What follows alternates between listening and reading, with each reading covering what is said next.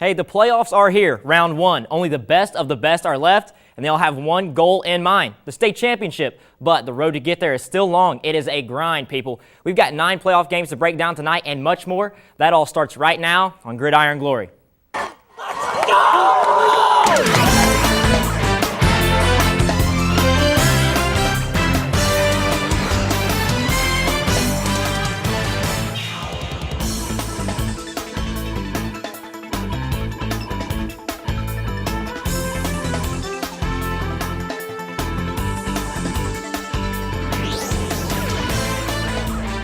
Hey everybody, welcome into Studio A for another episode of Gridiron Glory. I am your host, Joseph Payton, and we've got an action-packed show to kick off the first Friday in November. And we kick off our playoff coverage tonight with Jackson. The 7th-seeded Ironmen traveled to Independence tonight in their 12th all-time playoff appearance. We now welcome in Blake Baker, from Lancaster, who followed Jackson to the home of the 76ers. Joseph, the Ironmen relied on teams last week to ensure their ticket to the postseason, and tonight they had to rely on their strong defense against one of the state's best running backs. And it is important to note that Jackson's best backfield asset in Blake McCoy was not available for tonight's game after tearing his ACL, so he's sidelined, but let's get to the action. Here's Diamante Taylor as advertised, 2,000-yard rusher on the season. Here's a 16-yard gain off to the left side. That's a first down, and here's another one on a 4th and 3, turns out 5 yards to set his team up to score, and score they do. A 3-yard scamper from the quarterback, and it's a 6-0 lead for the Sixers. Now here's Bryce Graham trying to get the Ironman rushing attack going. 19 yards on a 3rd and 23. They also try their hand at a 4th down, but not so much luck. They're snuffed out, and it's going the other way. Here's Taylor again, picking up a fumbled snap, taking it for 18 yards, and he's fired up. But the momentum is going Jackson's way after Drew Collins is stifled on a 4th and inches, and the measurement confirms that it's going the other way. But Jackson can't do anything with that possession, and the Sixers have a 6-0 lead at halftime. Now, here we go midway through the third quarter. Taylor lines up at the punter spot and takes this one 66 yards. And you know he's fast, but he's not this fast. We sped it up for you a little bit because he's going so far. Doesn't even get touched till he passes that pylon. His first score of the night makes it 12-0, and was pretty much all Independence from there. Jackson's longest play of the night comes on this connection from Jared Eisenhower to Peyton Speakman. They would also fizzle this drive out, go for it on 4th down, nothing doing. They only score in the 4th quarter in the Independence. Sixers explode for a 32-7 win, and they get a victory on their home turf in the first round of the playoffs, Joseph. So Blake, these teams, they play a very similar style. How did the Sixers give themselves a better chance to win? Well, this is an offense that averages over 400 yards a game, but the defense was what set them apart tonight. Jackson became very one-dimensional as the game progressed. They only attempted 2 passes in that first half. And offensively, long drives for the Sixers kept that Ironman offense off of the field. Independence overcame field position within their own 20-yard line 3 times in the first half, and they eventually wore down that Jackson front in order to get that playoff victory on their home turf. Now, Jackson did have one heck of a run this season, just 1 game shy of yet another conference title, and it would have been nice to see Blake McCoy suited up for those last 2 games of the season. Really unfortunate. Yeah, for sure. Nothing to hang their hats on, though. They've had a great season. Blake, thanks a lot for the good work, my man. Now, moving over to Division 6, Region 23, the number 2 seed Southeastern Panthers welcome Steubenville Central to the house. And SVC reporter Anthony Marino, he is here with me now on desk to break it down. Well, JP, this game lived up to the hype that it's been giving all week. Both teams came out with something to prove, and this game came down to the wire. Southeastern wins a coin toss and elects to kick in. Excuse me here. We have Southeastern going. Excuse me, and we got number 4 there. He looks like he can really air it out, but great play by the receiver, don't you think? Oh yeah, exactly. A great play, gives him great momentum coming into it. And I'm going to talk about that man just in a second here. And you got number 25 going up the right side, takes it down the field into the end zone. They would lead. That gives Southeastern the 14-13 lead, but Catholic Central would come right back. Number 4 dives in the end zone. He scores. That makes it 21-14. And number 20 takes the ball to the right side, gets it up the middle. He's on the right side. He scores. Hitting the pylon, big-time touchdown there. There you go, number 14 up the middle. He scores. Catholic Central up 21-14. This game would come down the wire with Lane Ruby hits Dakota Hauser in the end zone. They went 40-44. This was a big-time game. It came down to the very last play, Anthony. And, with this one coming down to the wire, as we just mentioned, what do you think the difference was in this one that helped Southeastern come out of this with such an exciting win? Well, playmakers, JP, the Panthers tonight rallied around Lane Ruby, Carson Stoffer, and Dakota Hauser, have been Southeastern leaders all year long. He wasn't just the only one who made a difference tonight. Dalton Chafflin came up big, contributing on both sides of the ball, including a crucial interception that led to a touchdown. Yeah, for sure. I mean, this was a crazy game. It's a shame we didn't get to see the entire thing unfold, but thanks for the great work out there, my man. All right, let's head over to our tweet of the week. This one, check this out. This is the Fort Fry Northmore game. Looks like an ambulance gets stuck on the field. The Northmore boys help push it off the field. You want to talk about the human spirit, teamwork? That's it right there. That is absolutely incredible. We saw that come across our timeline, and we had to show you just crazy stuff right there out there. Now, in Division 4, Region 15, the John Glenn Little Muskies were on the road at Bloom Carroll for their opening round playoff game. NVL reporter Noah Wolf was there, and he joins us now from Lancaster.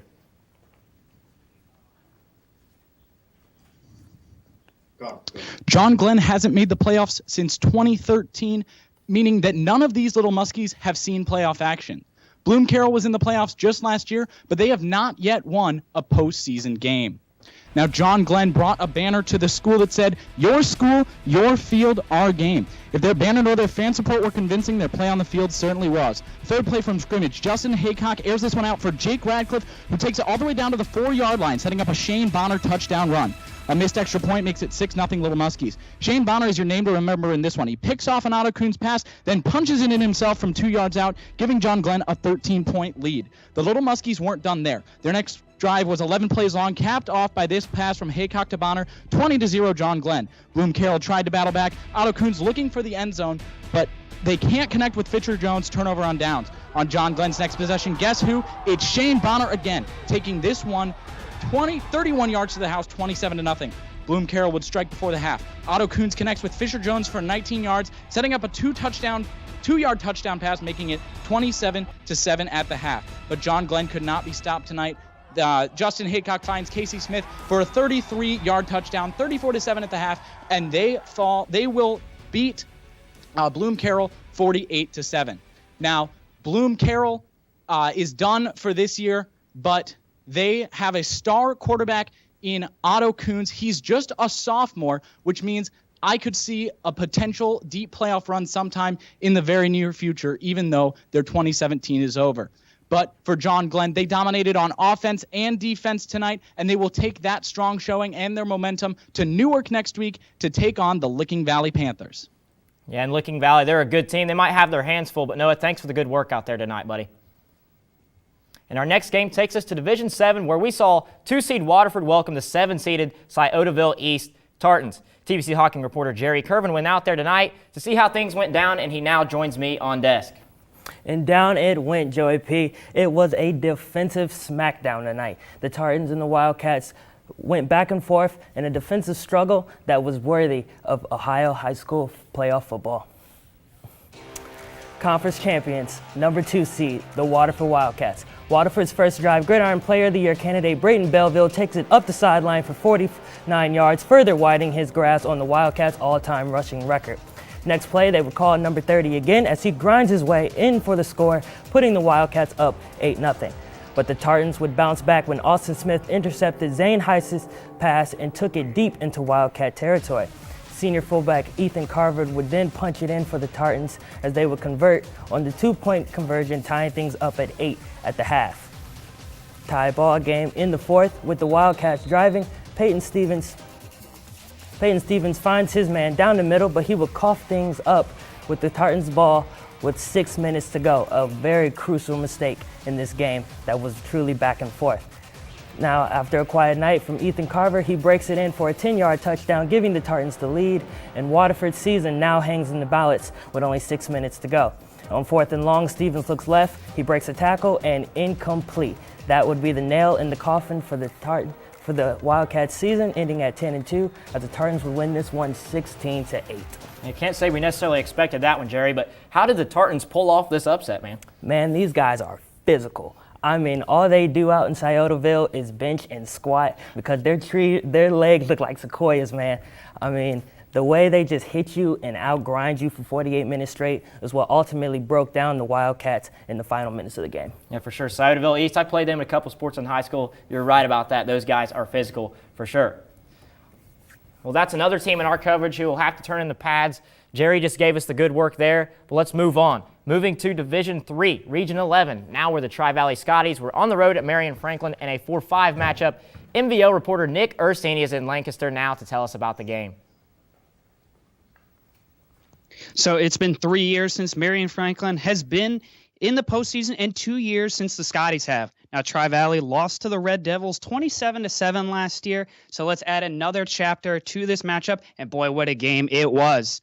Now, potential Gridiron Glory Player of the Year candidate Andrew Newsom leads the lethal Scotties offense into Red Devil Stadium tonight looking for a win. Now, after being forced to punt on their first drive, Michael Perry hears some footsteps, and he muffs the punt as Jake McLaughlin jumps on it for Tri-Valley. Now, 4 plays later, Newsom bowls his way into the end zone from 2 yards out. It is 7-0 Tri-Valley. Now, ensuing Red Devil possession, they march right down to the field, and Malik McIntosh scores from 1 yard out. 2-point conversion was no good, still 7-6 Scotties. Now, after trading punts, Kazion Brown connects with Jalen Goodman over the middle from 21 yards out. Another failed 2-point conversion. 12-6, Marion Franklin takes the lead into half. But after, in the third quarter, Andrew Newsom, he is picked off to start the quarter, but that was the last time they would score, as Andrew Newsom would put the team on his back, and he would score 3 straight touchdowns, ensuing to a 27-18 comeback road victory for the Scotties. So, Nick, it was Andrew Newsom who takes over the game and leads the Scotties to Week 12, man. Nick, where did the Scotties go from here? So the Scotties survive and advance to Week 12 and now set their sights on the number 1 seed Bell Fountain. The Chieftains easily defeated Granville 55-28 tonight. Now the Scotties, they're going to have their hands full, but you know Coach Buttermore is going to have his dogs ready. For sure, Coach Buttermore is the man out there. Nick, thanks for all your coverage tonight.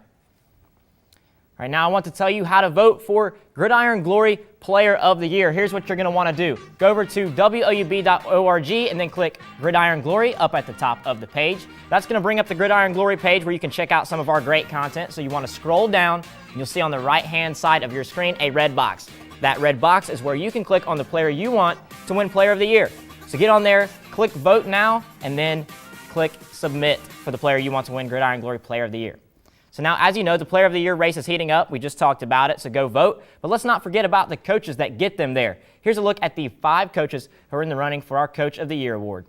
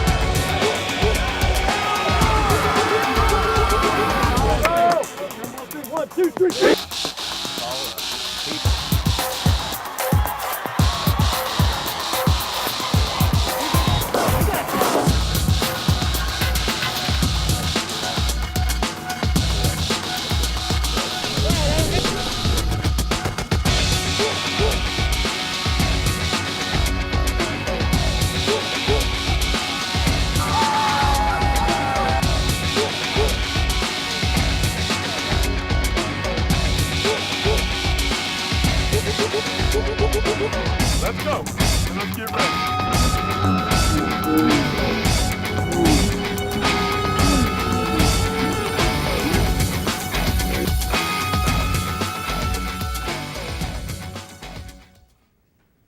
Well, I sure hope that video got you amped up for our unveiling of the award in 2 weeks on our finale show. So be sure to tweet us who you think deserves Coach of the Year the most. Now let's check out some more of Division IV, Region 15. Unioto faced a tall task with top-seeded Licking Valley, and SVC reporter Taylor Nimmo was there. She now joins us live from Zanesville. Yeah, Joey P., Unioto definitely knew it was going to be a challenge facing off with the undefeated Panthers. And Unioto strategizing here, coach giving a little pregame pump-up talk, but it sure doesn't take long for Licking Valley to get on the board. Connor McLaughlin runs it, gives it a little hop into the end zone, and that's good for a Panthers touchdown. Teammates showing him some love. Now he's amped up. They'll go for the 2-point conversion. One more signature hop from McLaughlin over the pack, and the Panthers are up 8-0. But they're just getting started. Check out this one. Chase Windsor with a beautiful pass. Look at that. Wide open Ethan Hill, and he says, "Good day. We'll be seeing ya," as he takes it to the house. Panthers now up 14-0. Quarterback Jake Lewis looks for the pass, but he starts running until he sees McLaughlin wide open. He'll send the pass, and it is complete. Good for a Licking Valley touchdown. They're now up 21-0. Unioto will try to get something going here. Quarterback Gabe Fisher throws up a 30-yard pass to Atkins, and it's complete, but not too many big breaks for the Shermans. The Panthers pretty much took over 21-0 at half, but the Panthers went on to win 41-0. So it was a tough one for Unioto, JP, but what it came down to was that Licking Valley just had some straight-up talent that was unstoppable. They had the size, the strength, the agility. They were just a truly dominant football team. So although it is the end of the road for the Shermans and a tough ending with this challenging matchup, they had a strong season, finishing 8-3, and it's been a lot of fun watching these guys, JP. Yeah, for sure, and it's been a fun time covering this conference in general. Taylor, thanks for the good work tonight. In Division 7, Region 27, the Trimble Tomcats barely missed a home playoff game. So tonight they traveled all the way up to Lucas High School, and TVC Hawking reporter Duncan Goldberg did as well. He joins us live from Lucas now. How's it going, Joey P? You know, tonight it was one heck of a game. It was a barn burner, fantabulous. And, you know, they went down to the final drive, and the Tomcats, they were able to pull out some magic and win this one 20-19. Now, in the first quarter, it was kind of tough sledding for the Tomcats, as they weren't really able to get much going for them, as they kept shooting themselves in the foot. But then, second quarter, things started to click a little bit, and they started to get their thing rolling a little bit, and they started to get a lead. They got up to 7-7, and then made it 14-7 going into half. They were able to score and make it 14-7 with about 10 seconds left in the first half, and they were amped going into the locker room. But then coming out of the locker room, Lucas, they were able to get a touchdown early and make it 14-13. They missed the extra point. That would pay dividends later, as then Tomcats in the third quarter, they would record another touchdown, and they'd go up 20-13. So we're on to the fourth quarter now. The Tomcats are up 20-13. And Lucas, they start to get it rolling as they run all the way downfield with about 5 minutes left and score, make it 20-19. Then they decide, hey, why not? Let's go for 2, try to win this bad boy. But it's going to fail as they're not able to get it. Trimble, they get the ball back with about 5 minutes left. They bleed the clock down all the way to 0. They get down to their 1 yard line, and they bleed the clock, and, you know, they're on to play Danville now and see what they can do there. Well, Duncan, like you said, on to the next round, and they're going to be taking on Danville, as you just mentioned. That's a pretty tough matchup for them, especially on the road again.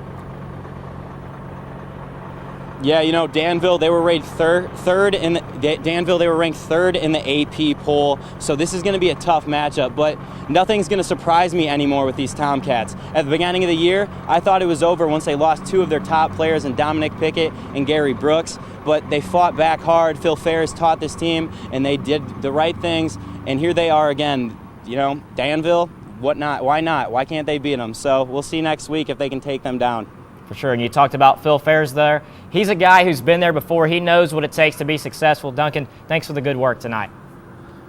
All right, back over to social media again for just a moment. For further playoff coverage and digital content to hold you over throughout the week, head over to Facebook and give the Gridiron Glory page a like.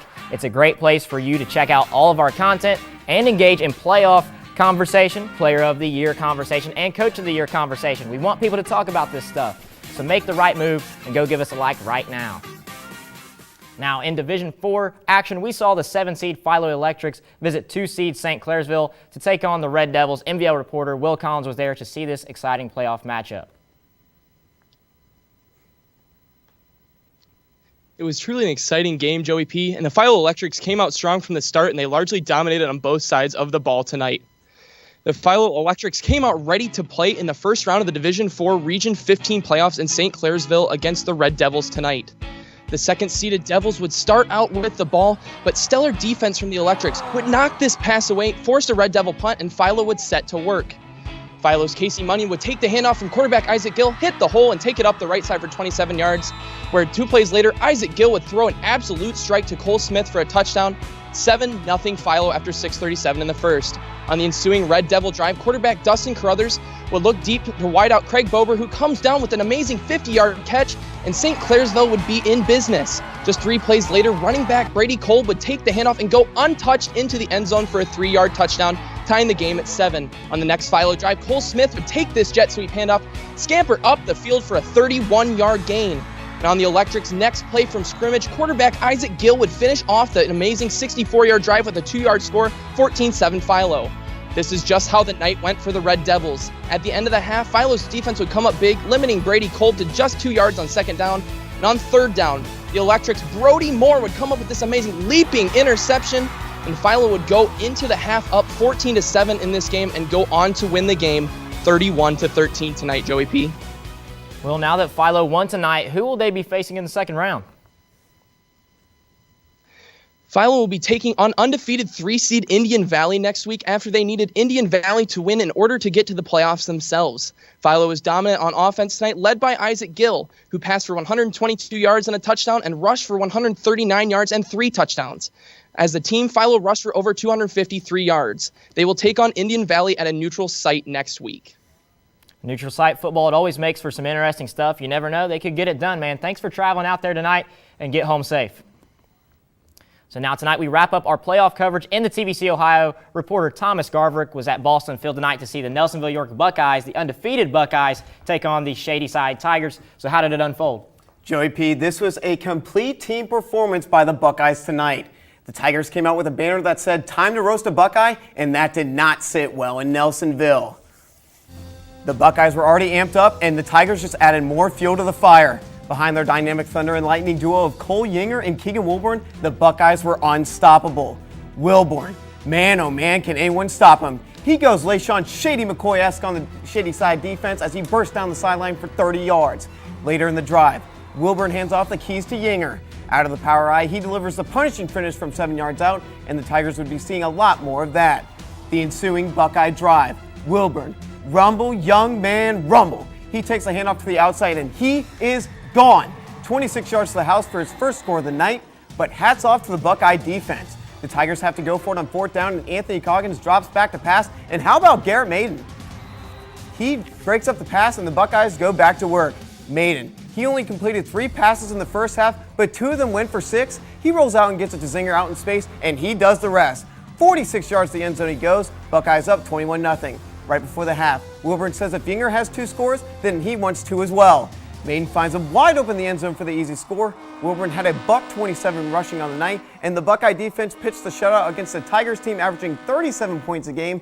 The Buckeyes are moving on 34-0. All right, Tommy, who do you think can stop this Buckeye team, if anybody? Joey P., honestly, I don't think any team can stop them, period.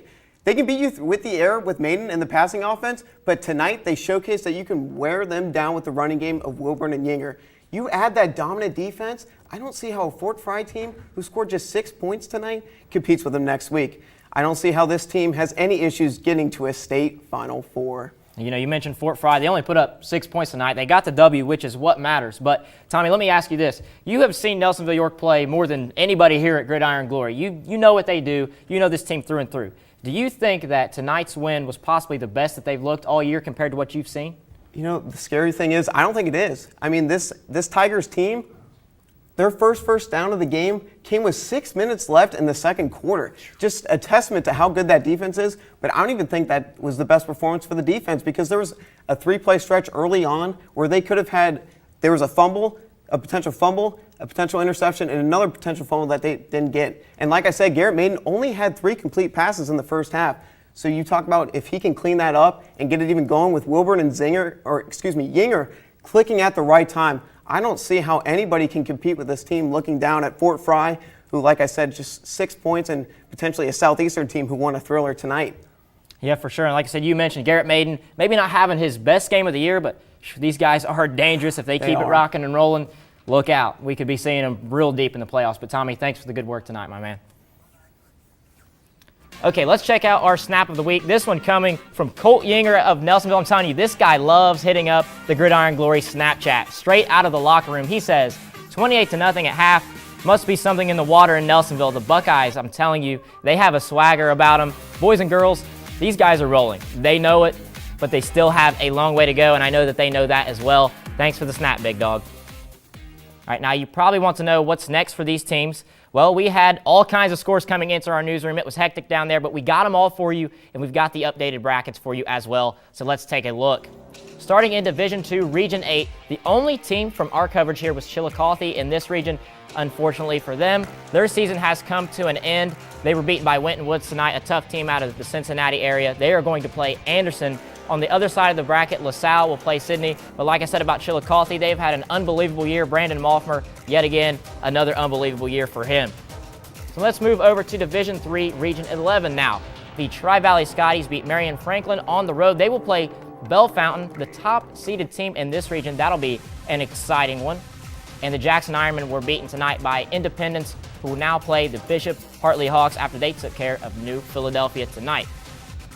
Now let's move on and check out Division IV, Region 15 now. Unioto had a tough time with Licking Valley. Licking Valley's the real deal, people. Their season has come to an end, and John Glenn will see that Licking Valley team next week, after they beat Bloom Carroll tonight. Philo upset St. Clairsville. They're moving on. I'm telling you, the MVL went undefeated tonight. Look at that stuff. You want to talk about conference pride? Let's hear it for the MVL. Pretty impressive. The Electrics will now play Indian Valley in the next round next Friday. In Division 6, Region 23, Nelsonville-York, they didn't slow down at all. You just heard Tommy talk about it. They beat Shadyside and will now play the Fort Fry Cadets as they just beat Northmore just 6-0. Southeastern remains unbeaten as well. They're the 2 seed over there and advances as they took down Catholic Central. They will now play the OVC champion Coal Grove Hornets out of Lawrence County, Ohio, next Friday night. Now let's check out our final bracket, Division 7, Region 27, the smallest schools we got here. Trimble went on the road and beat Lucas, so they will now play top-seeded Danville. And look at this one, the 2 seed, the Waterford Wildcats. I did not expect this one coming. They were knocked off at home by the Sciotoville East Tartans. And East, they now move on to play the River Pilots in a nice little 3-6 matchup. So as you just saw, we still have at least one team left from every conference, so expect more playoff action on our show next week. But before we officially move on to next week, we have some business to take care of. As always, let's have a look at tonight's top plays. Here we go, our top plays. Play number 3, Southeastern versus Catholic Central late in the game with the season on the line. Lane Ruby rolling out to his right, buying time, finds Dakota Hauser in the end zone, game-winning touchdown. So let's go to play number 2, Licking Valley versus Unioto. It looks like a little wide receiver screen, and then my man rocks and fires it downfield. Number 9 has nobody near him whatsoever. He trots into the end zone for the score, the trickery, baby. Love it. Now our top play of the night, Dakota Hauser again. Fields a kickoff. This looks like the final play in the Remember the Titans movie. Sunshine on the lead block. Rev trucking it downfield. Following his blockers down the sideline, Hauser going 90 yards to the fun zone. Kudos to the blockers, man. They really made that play happen. That was incredible. All right, that's it for tonight's show. Be sure to tune in next Friday for coverage of round 2 of the playoffs. Remember, I told you, we still have at least one team from every conference in our coverage that is still playing next Friday. And hey, listen, we actually hope to see them go as far as humanly possible.